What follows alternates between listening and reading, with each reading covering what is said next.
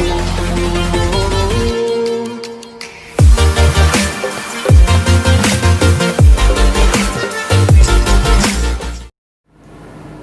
Morning everyone. आज मैं organic chemistry का part 12 by the grace of God and blessing of मां Saraswati with हजरत अली आप लोग से डिस्कस करूंगा। तो चलिए सभी बच्चे भगवान का, अल्लाह का नाम ले लें।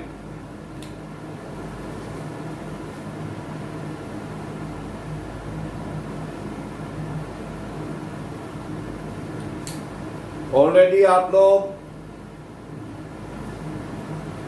पढ़ चुके हो पार्ट 11 में रिएक्शन कैसे क्रिएट किया जाता है। अगर रिएक्शन क्रिएट किया गया तो हम ये कैसे समझेंगे हमारे द्वारा क्रिएट किया गया रिएक्शन 100% एक्यूरेट है। ये सारी चीज डिस्कशन हो गई थी। आज मैं कुछ एग्जाम्पल लेके आपके सामने आया हूं।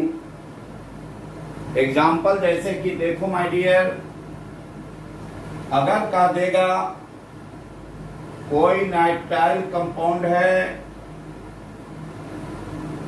अगर इसको हाइड्रोलाइज कर दिया जाए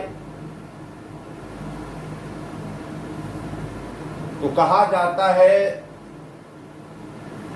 ये आपको एमाइड फॉर्म होते हैं।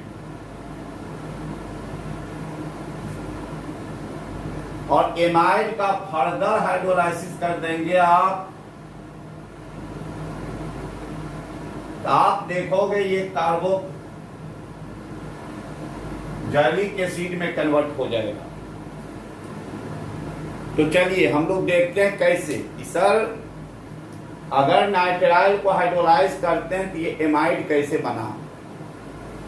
एमाइड को फर्दर हाइड्रोलाइज कर दिए तो ये सर जो है कार्बोक्सिलिक एसिड कैसे बना। वेरी सिंपल, प्रीवियस लेक्चर से हम जान चुके रिएक्शन कैसे क्रिएट किया जाए। चलिए खुद से क्रिएट, यहां दिया हुआ है लेकिन हमको खुद से क्रिएट करना आइए। तो सबसे पहले हम लोग देखें, चलिए जिसको आप मैकेनिज्म लिख देते हैं। चलिए साइनाइड को जब हाइड्रोलाइज कर रहे हैं, हाइड्रोलाइज किया तो एमाइड बना। कैसे? तो मैंने कहा रिएक्शन क्रिएट करने के लिए सबसे पहले आपको क्या करने हैं, रिएजेंट आइडेंटिफाई। तो रिएजेंट कौन होते हैं? जो कार्बन लेस रिएक्टेंट है। यहां पर वाटर कार्बन लेस रिएक्टेंट है माय डियर, दैट मीन्स ये रिएक्टेंट हो गया। जब रिएक्टेंट चेक कर लेते हैं तब हम देखते हैं इसका बॉन्ड नेचर क्या है। तो ऑलरेडी यहां हाइड्रोजन 1 बनना चाहेगा 2 इनर्ट गैस में, ऑक्सीजन 8 बनना चाहेगा 10 इनर्ट गैस में। दोनों गेनर है माय डियर। और जब दोनों गेनर है माय डियर तो सेम नेचर है, दैट इज ये रिएजेंट कोवैलेंट है। रिएजेंट कोवैलेंट है। तो चलिए जब कोवैलेंट है तो रिएक्शन सिस्टम ये डिसोसिएट नहीं करेगा, आयोनाइज नहीं होगा। तो उसके बाद हम देखेंगे क्या ये रिएजेंट इलेक्ट्रॉन रिच है कि इलेक्ट्रॉन डिफिशिएंट है। ऑलरेडी ये carry lone pair, oxygen carry lone pair, इसलिए ये इलेक्ट्रॉन रिच है। चलिए ये पता चल गया वाटर रिएजेंट है, कोवैलेंट नेचर है, इलेक्ट्रॉन रिच है। तो इस वाटर को जो हम लोग इस तरह वाटर को, ये जो वाटर रिच है इसका टारगेट क्या होगा? ये सबस्ट्रेट नाइट्राइल के पास आएगा। जो ही नाइट्राइल के पास जाएगा इसका फर्स्ट टारगेट क्या होता है? एक्टिव हाइड्रोजन नोचना। हमको नाइट्राइल में कहीं एक्टिव हाइड्रोजन नहीं दिख रहा है, यानी फ्लोरीन, ऑक्सीजन, नाइट्रोजन, क्लोरीन से डायरेक्टली बॉन्डेड हाइड्रोजन नहीं दिख रहे। ये अपना दूसरा टारगेट। तो दूसरा टारगेट क्या है? हेटेरो पाई बॉन्डेड एटम पर अटैक करना। ये हेटेरो पाई बॉन्डेड एटम पर अटैक करेगा। तो देखें हेटेरो पाई बॉन्डेड है या नहीं, साफ दिख रहा है हेटेरो पाई बॉन्डेड है। दो डिफरेंट एटम के बीच ट्रिपल बॉन्ड है, पाई कैरेक्टर है। ये अटैक करेगा, लेकिन किस पर करेगा? ये रिच है तो पुअर पर। पुअर कौन? जिसकी इलेक्ट्रोनिगेटिविटी कम, कार्बन पर अटैक करेगा। जो ही कार्बन पर अटैक करेगा माय डियर, तो कार्बन कितने हो जाएंगे? 3 1 4 1 5 पेंटा भागें। हमने बोला था अगर ये एजेंट के अटैकिंग पर किसी एटम की वैलेंसी डिस्टर्ब होती है, वो अपना नॉर्मल वैलेंसी मेंटेन करने के लिए हमेशा पोलर बॉन्ड शिफ्ट कर देता है। ये पेंटावालेंट हो गया, हाईली अनस्टेबल। ये क्या करेगा? पोलर बॉन्ड शिफ्ट करेगा। पोलर बॉन्ड कहाँ है? कार्बन नाइट्रोजन, दो डिफरेंट एटम के बीच। ये बॉन्ड यहां शिफ्ट कर दिया। चलिए बॉन्ड शिफ्ट कर दिया। सबसे पहले हुआ क्या? देखिए तो C triple double bond and ये बॉन्ड शिफ्ट हुआ दिस। ये बात अटैक किया, यानी इलेक्ट्रॉन पे किया है। जो ही इलेक्ट्रॉन पे किया तो OH2 पे किया तो इस पर प्लस चार्ज आ जाएगा। अब मैंने क्या कहा डियर? मैंने क्या कहा?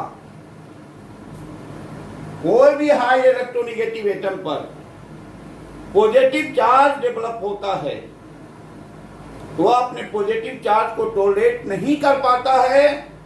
पॉजिटिव चार्ज को डिलीट करने के लिए अगर उसके पास पहले से एक्टिव हाइड्रोजन है तो वह एक्टिव हाइड्रोजन को क्या कर देगा? एक्टिव हाइड्रोजन को रिमूव कर देगा, इलिमिनेट कर देगा। इसके पास एक्टिव हाइड्रोजन है, यहां से इसका बॉन्ड स्नैच कर लेगा और यहां से एक्टिव हाइड्रोजन को क्या करेगा? रिलीज करेगा। जो ही एक्टिव हाइड्रोजन को रिलीज किया, ये ऑलरेडी इलेक्ट्रॉन रिच है, ये क्या कर लेगा? इस एक्टिव हाइड्रोजन का अपनी तरफ खींच लेगा। तो फाइनली आप क्या देखोगे? ये आ गए सी, ये आ गया आपको सी, और ये हो गए OH, और ये हो गया आपको क्या? NH हो गए। अब देखिए इसको हम लोग हाइड्रोक्सिल इमाइन कहते हैं। कार्बन डबल बॉन्डेड नाइट्रोजन कहीं भी हो ये इमाइन कहलाता है। ये हाइड्रोक्सिल ग्रुप है तो हाइड्रोक्सिल इमाइन हुआ, इमाइन। आइए अब इस फर्दर देखिए वाटर फर्दर ये जो हाइड्रोक्सिल इमाइन हुआ,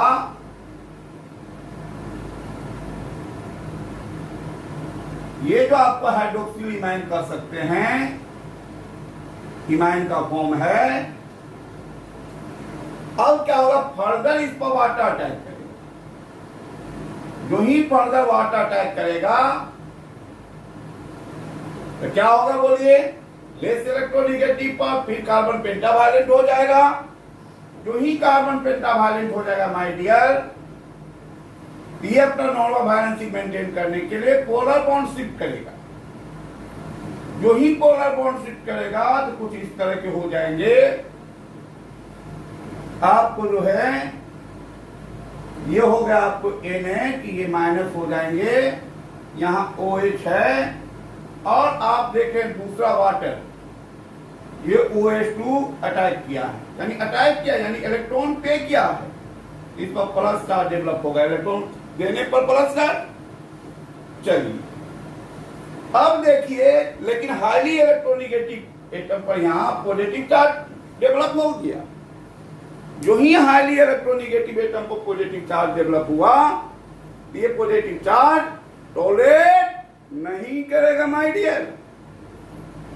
तो क्या बोला कि हाईली इलेक्ट्रोनिगेटिव एटम पर पॉजिटिव चार्ज डेवलप हो तो वह पॉजिटिव चार्ज को ओवरकम करने के लिए अगर उसके पास पहले से एक्टिव हाइड्रोजन है तो वह एक्टिव हाइड्रोजन के बॉन्ड को नोच लेगा और एक्टिव हाइड्रोजन को रिलीज कर देगा।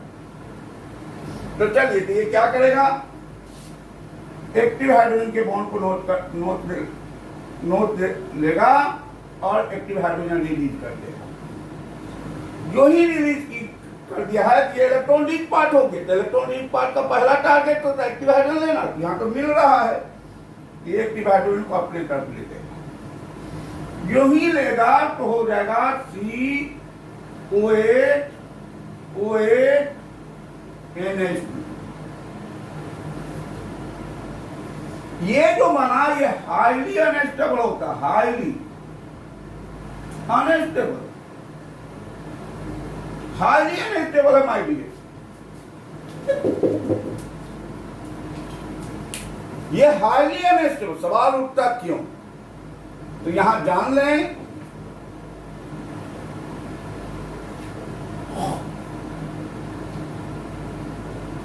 COH OH और NH2 ये हाईली अनस्टेबल क्यों। यहां पर ध्यान रखेंगे, एक पॉइंट हम लिखेंगे, अगर कोई भी एटम और ऑर्गेनिक पर है तो स्पेशली कार्बन, अगर कोई भी एटम मल्टी हाइड्रोक्सिल ग्रुप रखता है, मल्टी एक से अधिक हाइड्रोक्सिल ग्रुप रखता है, तो उसका कंपाउंड क्या होते हैं, हाईली अनस्टेबल हो जाते हैं। वह स्टेबिलिटी गेन करने के लिए क्या करेगा, हमेशा वाटर रिलीज करेगा। क्या बोले, अगर कोई भी एटम स्पेशली कार्बन ऑर्गेनिक पर रहे, तो अगर उस पर मल्टी हाइड्रोक्सिल ग्रुप हो तो वह हाईली अनस्टेबल हो जाता है उसका कंपाउंड, और दुनिया बेचैन है स्टेबिलिटी के लिए, तो वह स्टेबिलिटी गेन करने के लिए क्या करेगा, वाटर मॉलिक्यूल रिलीज करेगा। तो यहां पर ये क्या करता है, तो लिख देंगे, when any atom carry multi hydroxyl group then its compound is highly unstable,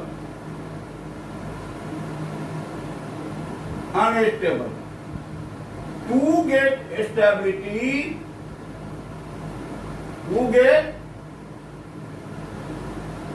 stability, always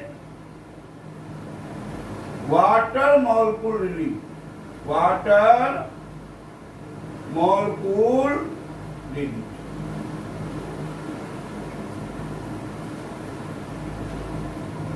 water molecule यानी when any atom carry multi hydroxyl group then its compound is highly unstable.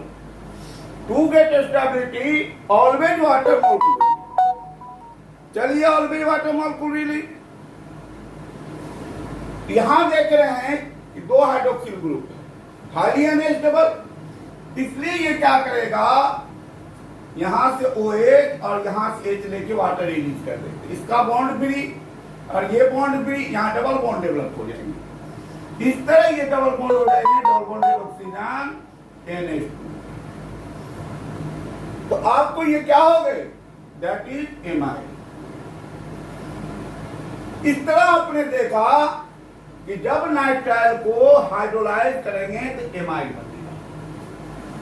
क्या बनेगा, एमाइड। अब यहां बेटा further amide को hydrolyse कीजिएगा तो carboxylic acid देगा। कैसे, देखिए सेम तरीका, अगर मैं नहीं भी बताऊं तो आप खुद कर सकते हैं। जैसे आइए,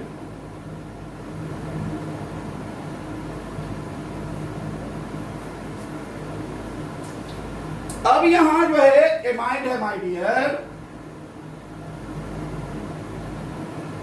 इसको फर्दर हाइड्रोलाइज किया गया। तो सबसे पहले इसमें भी reagent identified, this one reagent covalent in nature, साथ साथ lone pair carry electron rich, electron rich है।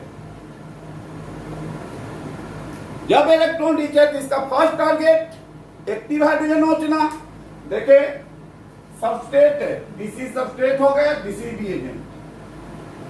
तो सबस्ट्रेट में देखेंगे एक्टिव हाइड्रोजन है, हाँ सर है, लेकिन आप ही बताओ बेटा, कोई भी माँ बाप अपने बच्चे को जन्म क्यों देता? कंठ टिपने के लिए। कोई भी माँ बाप अपने बच्चे को जन्म क्यों देता है? कंठ टिपने के लिए नहीं सर। तो यहां पर जो एमाइड अभी फॉर्म हुआ, NH2 फॉर्म हुआ, ये एक्टिव हाइड्रोजन जो आया है, पैदा ही हुआ है। तो पैदा काहे किया? मारने के लिए नहीं ना। एक्टिव हाइड्रोजन दिख रहा है, लेकिन जो है ये भी पैदा हुआ है, इसलिए ये क्या करेगा? यहां एक्टिव हाइड्रोजन स्नाइक्स नहीं करेगा, क्योंकि अभी पैदा ही हुआ है। अब कोई भी बच्चा को पैदा करता मारने के लिए नहीं।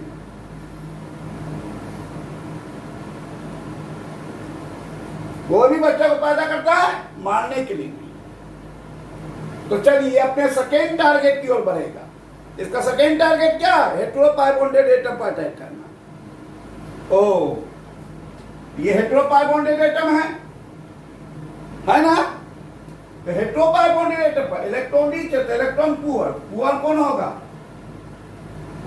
Less electronegative, carbon less electronic, high electron, इसलिए इलेक्ट्रॉन पुअर सेंटर हुआ, यहां अटैक करेगा। जो ही अटैक करेगा तो कार्बन के फिर फर्दर कितने हो गए? 1 2 2 4 1 5, कार्बन बिकम पेंटावैलेंट, तो हाईली अनस्टेबल हो गए। जब हाईली अनस्टेबल हो गए तो स्टेबिलिटी के लिए क्या करेगा? ये अपनी नॉर्मल वालेंसी मेंटेन करने के लिए पोलर बॉन्ड शिफ्ट कर देगा। तो सब पोलर बॉन्ड, तो पोलर बॉन्ड यहां डबल बॉन्ड भी है, यहां सिंगल बॉन्ड भी है ना। अब कौन पोलर बॉन्ड? ये भी पोलर हुए, ये भी पोलर हुए। तो ये खुदा गवाह है कि रिएक्शन सिस्टम मैंने बताया, पहले वीक बॉन्ड ब्रेक करते हैं तब स्ट्रॉन्ग बॉन्ड। इसमें सिग्मा कैरेक्टर है, जबकि इसमें डबल कैरेक्टर है, सिग्मा पाई दोनों। इसमें सिग्मा है जबकि इसमें सिग्मा पाई दोनों है। ये स्ट्रॉन्ग हो गए, ये वीक हो गए। कौन पोलर बॉन्ड शिफ्ट करेगा? जो विक्टर है, विक्टर दिस वन, ये पोलर बॉन्ड शिफ्ट करेगा। चलिए, जब शिफ्ट किया तो हुआ क्या? C डबल बॉन्ड O, और यहां पर जो आपको क्या आ गए? OH2। देखिए इलेक्ट्रॉन पे क्या है? इस पर प्लस चार्ज आ गए। क्या आ गए? Plus charge. लेकिन जो ही प्लस चार्ज आए माय डियर, आप ही बताओ, ये हाईली इलेक्ट्रोनिगेटिव है, क्या पॉजिटिव चार्ज को टॉलरेट करेगा? नहीं करेगा सर। तो पॉजिटिव चार्ज को ओवरकम करना चाहेगा तो कैसे? अगर इसके पास पहले से एक्टिव हाइड्रोजन है तो एक्टिव हाइड्रोजन का बॉन्ड नोच लेगा, तो पहले से दिख रहा है, ये स्नाइस कर लेगा और एक प्लस को रिलीज करेगा। कर दिया एक प्लस को रिलीज, और यहां जो NH2 माइनस, क्योंकि यहां बॉन्ड शिफ्ट हुआ तो NH2 माइनस था, चलिए रिलीज कर दिया। यू ही रिलीज करेगा तो क्या होगा माय डियर? क्या होगा? ये जो NH2 minus electron rich character है, ये अपने तरफ स्नैच कर लेगा इसको। तो फाइनली आप क्या देखोगे? फाइनली आप देखोगे, फाइनली आप देखोगे ये जो आपको हो जाएंगे C डबल बॉन्ड OOH, एक प्लस को रिलीज कर चुका, और एक प्लस जो रिलीज किया हुआ NH2 माइनस NH3 गैस बाहर निकल जाए। तो इस तरह आपने देखा कि जब एमाइड का फर्दर हाइड्रोलाइसिस करते, ये फर्स्ट पॉइंट था, ये सेकंड पॉइंट। एमाइड को जब फर्दर हाइड्रोलाइसिस करते हैं तो कार्बोक्सिलिक एसिड आते हैं। होप दैट आप लोग इसको बहुत बढ़िया तरीके से समझ गए। चलिए, अगर आपको समझ में आ गया तो अब इतना लंबा चौड़ा एग्जामिनेशन हॉल में इतना लंबा चौड़ा नहीं करना है, सीधा सीधी करने क्या है, क्योंकि क्रिएट करने लगिएगा, जहां फंसेंगे वहां क्रिएट करेंगे, लेकिन प्रैक्टिस है तो सीधा कहीं भी साइनाइड अगर हो इसको हाइड्रोलाइज किया जाएगा तो ये एमाइड आएगा।